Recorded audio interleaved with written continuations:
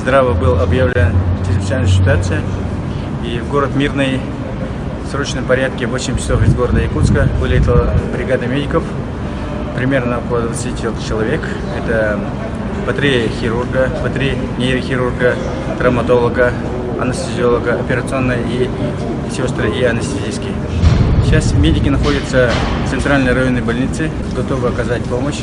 Из города привезли все необходимое оборудование, в том числе 2 аппарата ИВЛ.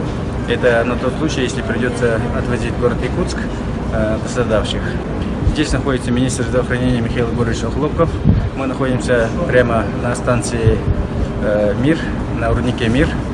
И вот за мной вы видите машину скорой помощи, Мирнинская ЦРБ, постоянно здесь дежурит, прямо там, в том месте, где будут доставаться рабочие, которые оказались в беде. И бригада медиков Мирнинской скорой помощи оснащена всем необходимым оборудованием, аппарат искусственной вентиляции легких, дефибриллятор. Имеются все специалисты, врач-анестезиолог, анестезистка, и они находятся на постоянном дежурстве.